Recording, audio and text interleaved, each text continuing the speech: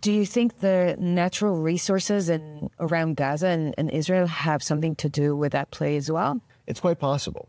There's been a lot of talk about that, but I'm not privy to any of the sort of backroom dealings. And there's been very little reporting, for example, on what specific companies, what specific, banks have made loans, what specific actions that USAID or the State Department may have taken to back channel or intermediate that. I think as soon as there are leads about the exploitation of those reserves, a whole backstory will spill open that we're not yet privy to. I agree with you. Okay. Free speech. You've been incredible in shedding light on that topic, which is super important, that until recently, people actually thought it was a conspiracy theory, that the censorship industrial complex even exists. And we've seen, especially on social media, so commonly that many people are being banned or shadow banned or throttled or just simply being deplatformed for saying the wrong thing by the institution, just stepping outside of the allowed sandbox of messaging or narratives.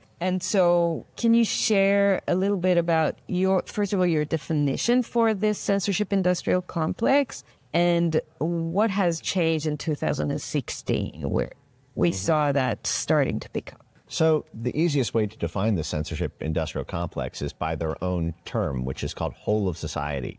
Whole of society is this concept that they say at every meeting. It's almost like a incantation. This invocation. They chant it like a mantra. It's almost like going to some sort of yoga retreat in Nepal, and they're high on a mountain. And they say, whole of society, whole of society. And what that means is 4 categories of institutions constantly working together to do this censorship work. They call it counter misinformation, a whole society counter misinformation alliance. But it's not countering misinformation by putting up their own counter speech. It's countering it by censoring it, by doing one of 3 things: remove, reduce, inform. Ban it. Remove, reduce, and? Inform. Which means remove means ban it. Ban the account, censor the tweet, censor the Facebook post, censor the YouTube video. Reduce means throttle it. Reduce its distribution algorithmically. Shadow banning. There's a million different friction tools to limit the virality. Apply a virality circuit breaker. Then the third one is inform. That means fix a fact-checking label on something. Put an interstitial click through. I mean, it's another thing that throttles it. And algorithmically, anytime there's a fact check applied to something, it applies a virality circuit breaker. So it is just a censorship thing. It's a censorship framework. But whole of society means 4 categories of institutions in constant concert with each other. And those are government institutions, private sector institutions, civil society institutions, and media institutions. And this is their framework, their way of thinking about it. So on the government... Do they call it that way? Yeah. Yes, in fact, they call it that way so much.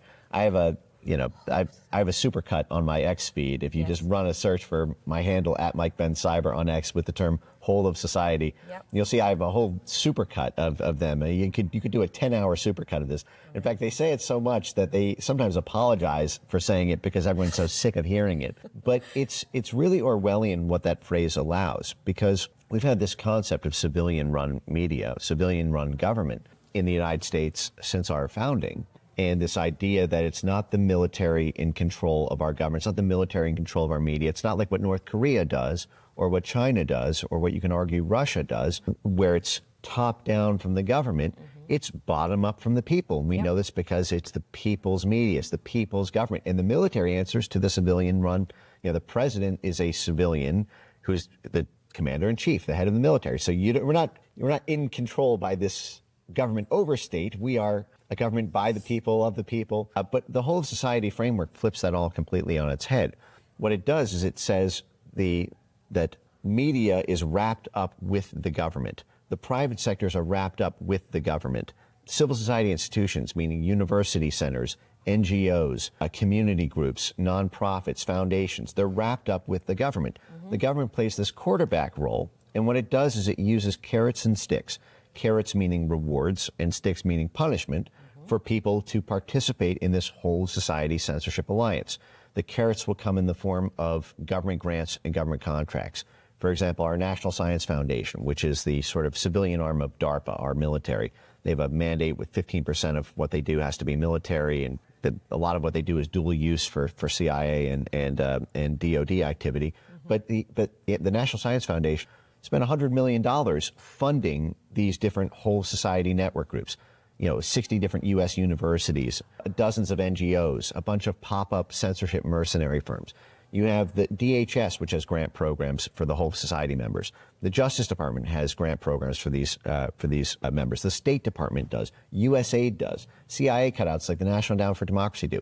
They're pumping hundreds of millions of dollars to create this astroturfed censorship mercenary alliance. And then they also do sticks, which is that they threaten these entities if they don't participate in the censorship network. For example, USAID, which is, this sort of weird mutt monster combination of Pentagon, CIA, and State Department activities for funding the logistics for what we do on both overt and covert action. They had a whole sort of disinformation primer they published just weeks after Biden was inaugurated about how USAID can coordinate advertiser boycotts on private sector companies who don't remove misinformation and disinformation from their platforms. And we saw this in the Facebook files where Nick Clegg, the head of public policy at Facebook, said in internal emails that the reason that they were agreeing with Biden administration pressure to censor the man-made COVID origins hypothesis algorithmically and banning these accounts was because, quote, we have bigger fish to fry with the Biden administration. We need to think creatively about how to be receptive to the responses for takedown requests because we are dependent on them on multiple policy fronts. That is, Facebook needs the U.S. State Department to apply pressure to the EU to protect Facebook's data monopoly in Europe.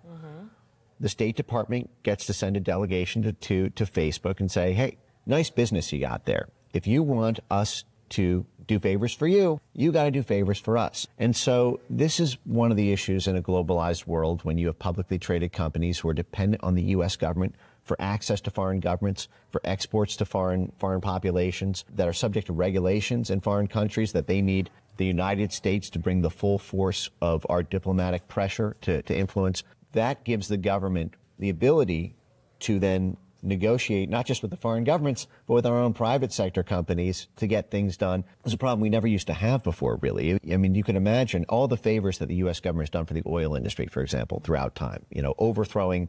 You can argue in Iran in 1954 when we toppled, we toppled the Iranian government, and this was at a time when that government was trying to nationalize British petroleum at the time, and that was a coup for oil. We've done a million of those, but there was never a situation where the U.S. government did favors for oil companies, and the oil companies turned around and cut off the gas pump to half of the United States population who voted for Eisenhower, or something. There's been this relationship between big government and big corporations that's always said to have this sort of Reagan-esque trickle-down benefit to Americans. But now you have a situation where on the tech companies will do these favors for big government. Big government will ask for censorship favors and requests. And so you have half the country effectively cut off the pump. But they're the ones funding the government to do it. So when I saw this at State, this is what really motivated a lot of my work after leaving the government. While you were still working? Yeah, because we were doing favors for Google. I sat at the desk that Google called. I was called by Google lobbyists to protect them against the EU Digital Services Act. Nine Google lobbyists, called me on a joint phone call, for how I should negotiate and because we have this whole thing called the U.S. National Champions policy of the State Department. We define what's best for the American people as what's best for American corporations. These are called our national champions. And Trump even fell victim to this himself. At the same time that I was screaming in the White House that we needed to take on big tech censorship, this is before Trump himself, got censored, before he got taken off the platforms, before he was getting hit with all these fact check labels. If you remember, you couldn't even read Trump tweets for several months. Did they think you're crazy when you were saying that? At first, but ultimately, it was vindicated when it hit the White House personally. Mm-hmm. But it was evident to anyone with eyes to see that Trump's base was being totally decimated online immediately after the 2016 election. And the fact that it took until 2020 for Trump to wake up, and at the time he was calling MAGA Microsoft, Apple, Google, and Amazon. Because at the time he was running on the greatest economy the world had ever seen, and that was reflected in the price of the Dow and the NASDAQ and the New York Stock Exchange, then everything going up. And that was mostly a function of the golden goose of Silicon Valley. It was at that time that big tech was overtaking big oil as the largest companies. In the 2000s, it was ExxonMobil and Chevron and BP. These were the biggest companies in the world. Now it's Microsoft, Apple, Google, and Amazon.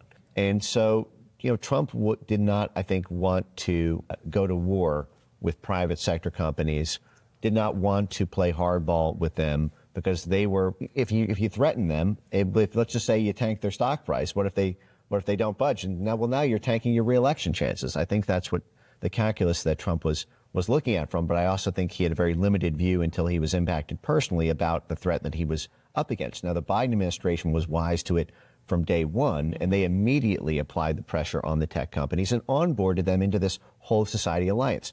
Microsoft, for example, which is hugely dependent on foreign markets, especially places like China, which Biden has a much more friendly, relationship with. Microsoft, I think, has the largest proportional profits of any major U.S. corporation for its China market. And Microsoft is now a huge funder of these, frankly, CIA-type activities that the government needs top-up funding for when they don't have enough congressional allocations. Microsoft now funds these media sustainability funds to help effectively CIA media, expand its influence in South America. Microsoft has this whole program called the Defending Democracy program, which was set up in 2018, and it was the rollout of these censorship gargoyles like NewsGuard.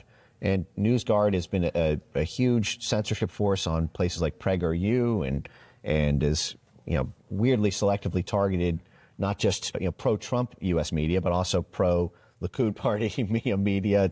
It's amazing how consistent it is with targeting any sort of NATO skeptical or NATO critical political faction. And lo and behold, they have on their board of advisors Anders Fogh Rasmussen, the former head of NATO, as well as Michael V. Hayden, the General Michael V. Hayden, the former four-star general, CIA director, NSA director, Tom Ridge, the former DHS secretary, Rick Stengel, the former head of the State Department's Global Engagement Center. So you have this gelatinous blob, the CIA, NSA, military, NATO axis, who's advising this major censorship firm, which is targeting pro-Trump and pro-Likud party factions, media voices all around the world. And then you have them being rolled out by Microsoft's Defending Democracy program, which launched NewsGuard's first product. Well, NewsGuard's also a party to these CIA cutout meetings just last week at the RNC, this faction called the International Republican Institute, which is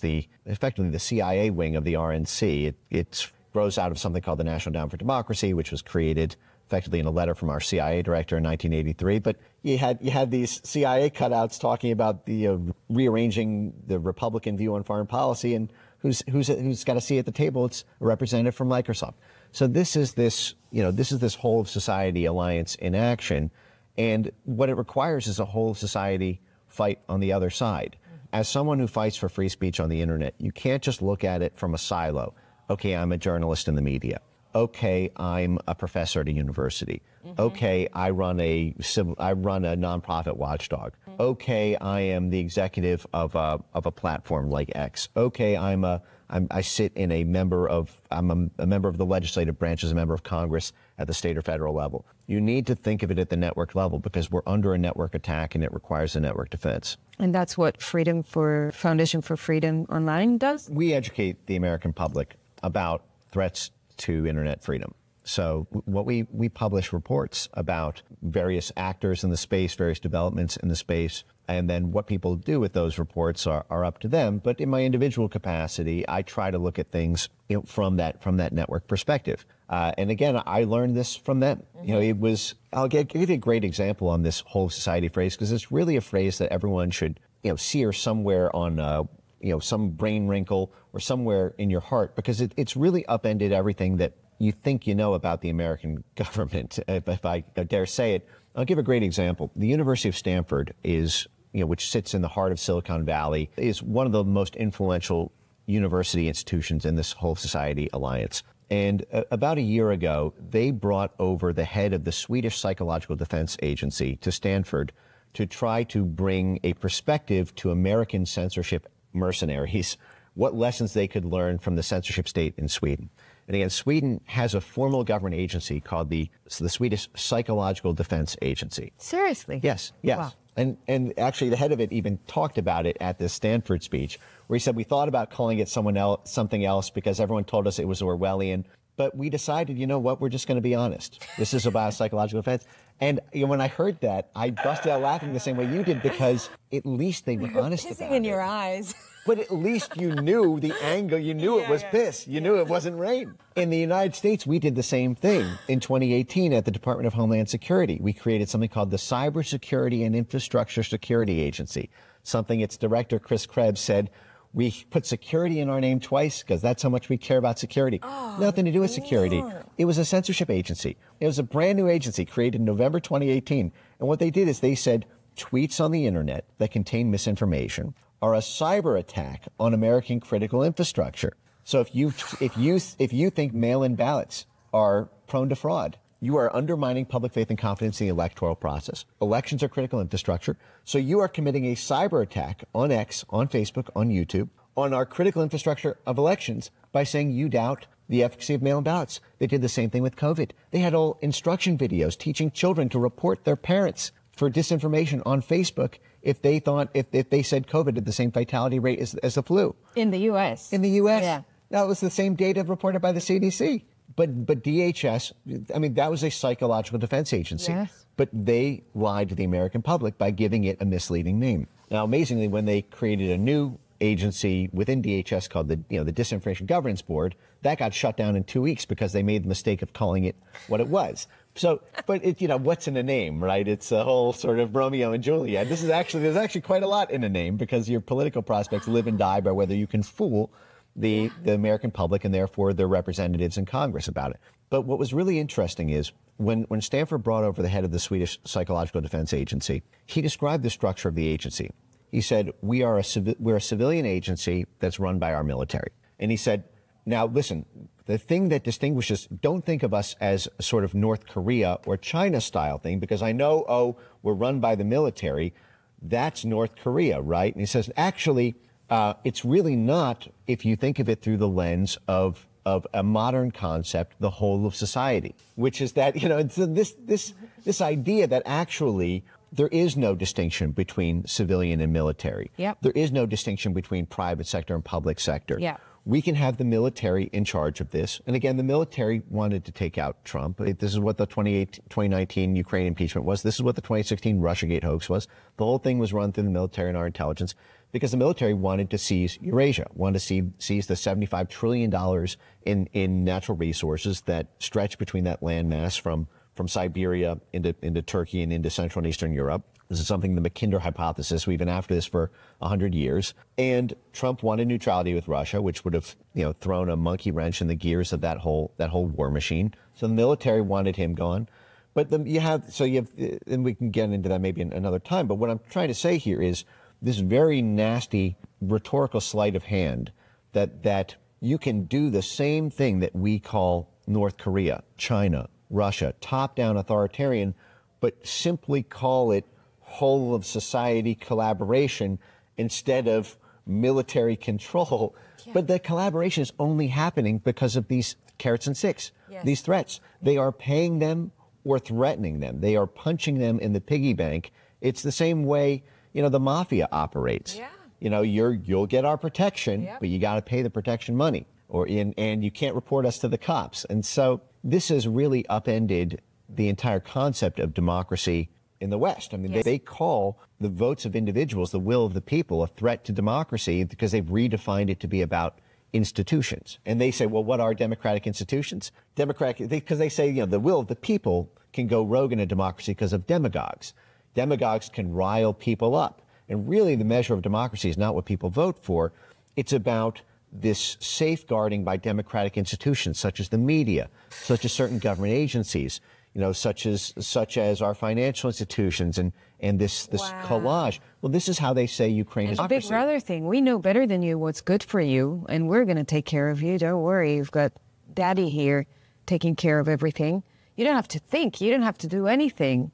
The state takes care of you, right? Well, right. Well, in fact, a great anecdote on that is one of the top funders to the Democrat Party is a guy named Reid Hoffman. He's the founder of LinkedIn. Yeah. His group, the Berkman Institute, which he funds and sits on the board of, and which he personally was on the panel for this in 2019, before the 2020 election, at the time when his preferred candidates were losing all across Europe in Italy and France and Spain and Germany. He ran a panel called How Elections Corrupt the Democratic Process, calling for an entirely new way to conceptualize the meaning of democracy. Hoffman did, yes. Okay. It's on my X timeline. If you just want to search for Reid Hoffman, you'll see. Where did he do that? He did it on YouTube. Well, it was at a Berggruen Institute conference, which they then live streamed on YouTube, and only got like 100 views. But I was just going through the archives, and I couldn't believe it. They literally had a whole panel. What was their idea? What do they want? The idea was we need to redefine what democracy is to make it about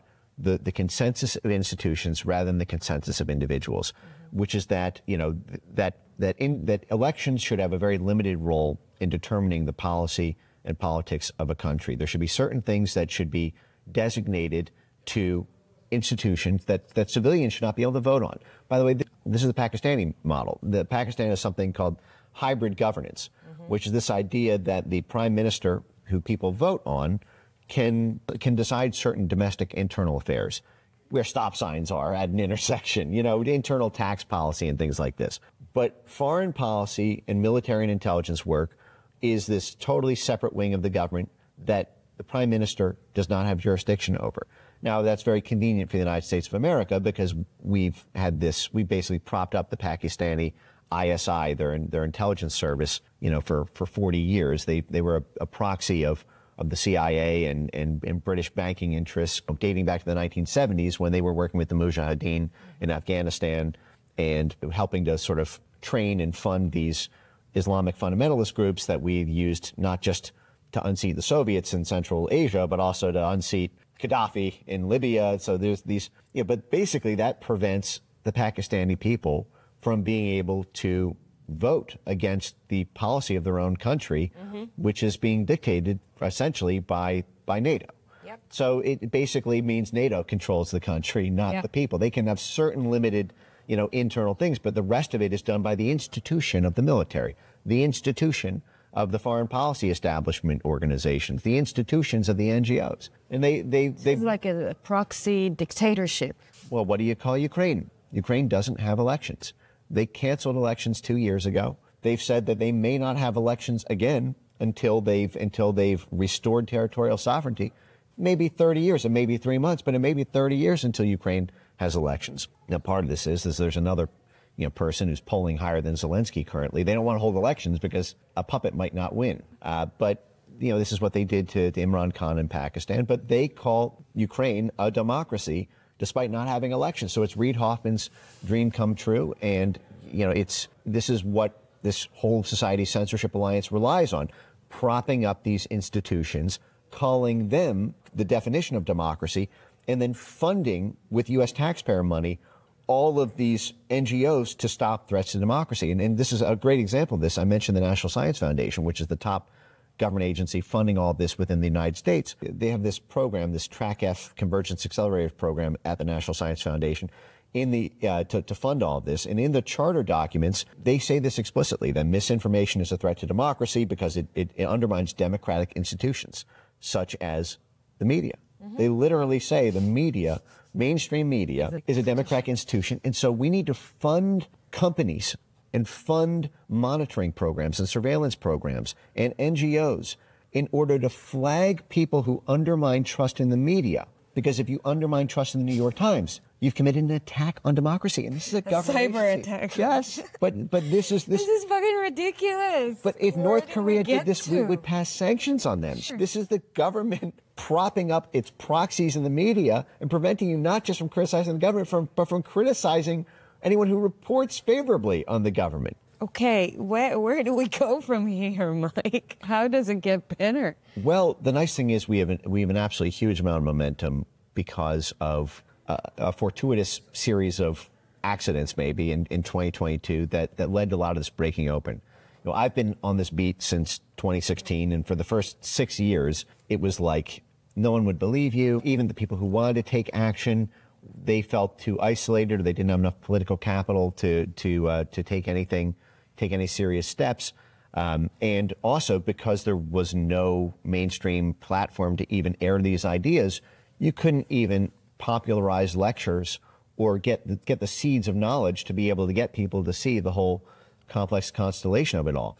But that all began to change in 2022, and we have a huge amount of momentum. I mean, frankly, the internet is a much, much freer space now than it was 4 years ago at every level. I mean, and we should take some pride and heed and allow ourselves to smile and be grateful for the fact that we do have mainstream outlets. X is the biggest politically influential platform in the world. It's the smallest if you measure it against, Facebook, Instagram, YouTube, TikTok, but it is the most influential because it has the most content creators. Every time you hit the retweet button, you are a content creator, whereas 99% of people who use YouTube don't create content. And also it's real time. There's no other platform that allows you to just post text. I mean, think about that. If you want to do, educate somebody or break a news story on Instagram, it needs to be a video or a picture. Same thing with TikTok. It has to be a video. And Facebook is a walled garden where it's not, every profile is insulated. So Twitter is the only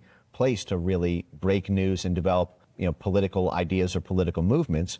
And that is now free as a bird. Even voices that Elon, now look, there's some hair on it, but even voices that Elon expressly hates, for example, he is allowed back on the platform. Even people who have gotten terms of service violation policies, they've been temporary bans, 6 months, a year, rather than being these permanent bans. There is pretty much open transparency about how the algorithm works. It's been effectively open sourced. Now the weightings have not, but you can see what the various, you can look at the titles of the various things that slow you down in the algorithm. You can actually, even down to a pretty granular level, how many people can be added in a post before it applies this circuit breaker to it. And so they're under a lot of pressure internationally with various regulatory regimes. And so this has led to a kind of schizophrenic freedom on X in the sense that it's censored a lot more in Germany and in France and in Australia and particularly in Brazil and now with these EU laws. But this is all being coordinated by the U.S. State Department, who's trying to do this boomerang tactic of getting foreign governments to censor the foreign movements in those countries that the State Department opposes. Frankly, I think this has something to do with why places like PragerU have been censored as hard as they have, and others. I think getting back to the Israel, but we're seeing this now with the EU Digital Services Act, where this new EU law, which I fought within state. Again, Google lobbyists called me to try to influence the development of that legislation, but that is being used as a dangle to require disinformation compliance from X. So they're between a rock and a hard place. But the fact is that did not free open until October 2022. It took the Disinformation Governance Board disaster in April 2022 for anyone to even believe that DHS was running a Ministry of Truth. And then you also had in November 2022 the turning over of the House of Representatives from Democrat to Republican. And this is what allowed public hearings. The Twitter files were aired in front of Congress. This legitimized it. This allowed mainstream media reporting on it as a legitimate thing. There were also House investigations by the House Oversight Committee, the House Judiciary Committee, the House Homeland Security Committee. All of these things involved subpoenas, transcribed interviews. This allowed a lot more transparency about how the censorship sausage was being made. And this allowed a lot more political action to be taken by the platforms, by people in conservative and independent media, by people even in state legislatures. The states of Texas and Florida have put together these digital Bill of Rights bills to try to stop censorship. State attorney generals have now taken action. The Texas State Attorney General, Ken Paxton, the Missouri State. So there is this whole society effort that has gotten a huge number of victories. And they've gotten victories because of how much the censorship industry complains about the golden era and how to get it back that they had from 2016 to 2020. Do you think that the fact that X is centralized is not a problem? I mean, we're looking at how to restore back some freedom around speech, but then you have one guy, or maybe him and his new CEO, that are now controlling a lot of that free speech. So that is a danger, no? It certainly is, but it's very complicated. And I'll give you a great example. I mentioned the University of Stanford is sort of the top university cutout of this whole blob apparatus to organize internet censorship. They did a conference in 2021 where they described how the biggest threat to their agenda of getting total censorship of the American internet was the fact that platforms had centralized power. And so because of that, there was a limited amount of leverage that they could exert on Facebook, on Twitter at the time, on YouTube. And they plotted various paths to try to break up platform power to allow government leverage to dominate. And this included pitching, effectively, a new congressional bill that would force the tech companies to hand over their algorithm to a consortium of outside experts and outside academics and outside researchers, and that there would be a choice between 10 to 12 different filters that would be applied over people's news feeds in order to control the news that they saw. Yep. And some of these included, NewsGuard, as I mentioned. Yep. They were propping up ways, essentially, to have these middleware entities that they called, so that they would be in control of the Facebook algorithm, the X algorithm, the YouTube algorithm, instead of the companies themselves. Now, all of these intermediaries are blob cutouts. As I mentioned, their big one there was NewsGuard, and NewsGuard is advised by the head of the CIA, the head of the NSA, four-star general, the head of NATO, the head of DHS, and the head of the State Department. It's just the intelligence community, but it's creating a faux decentralization, right? The problem with centralization from their perspective, there's not so many different points of surface area of attack. They can't bring it down. And so they wanted to break it up, to have what they call the competitive middleware industry. That is, instead of having one point of influence or point of control within the company be forced to turn it over to 10 to 12 different centralized algorithm filters. But then each of those would be weak enough to be turned by the IC or turned by the government in order to control the news that Americans see. We're kind of relying on Elon's tough back. If he breaks down for some reason, if they manage to influence him too much or blackmail him or whatever, maybe we lose that battle as well on X. I don't know. Well, I think decentralization will be more attractive when there are more actors in the space who share that ideological vision around free speech on the internet. I don't think we'd have this single point of failure in Elon if there were 12 other people out there like Elon who are willing to and have shown that they're willing to bite the economic bullet. Yep. And, flip the bird, so to speak, to the advertisers. When he said GFY, if folks remember what that stands for, that's something that Mark Zuckerberg was not willing to. Mark Zuckerberg gave speeches in 2019 about how he thought censorship had gone too far. But then 3 months later, he was hit with the change the terms economic boycott, which was partly intermediated by USAID in these, sort of shadowy government networks. Yeah, they cost him $60 billion in advertiser revenue. And then he said, okay, never mind. Forget my free speech things. That hurts too much economically. And Elon has been willing to take the blows. And I think centralization is sort of almost a necessary evil when there's not a robust enough market. That is why a whole of society approach to this is so important. The more people who Elon mentors, brings in, develops within the company, makes partnerships outside the company. Elon is now making partnerships with the state of Texas.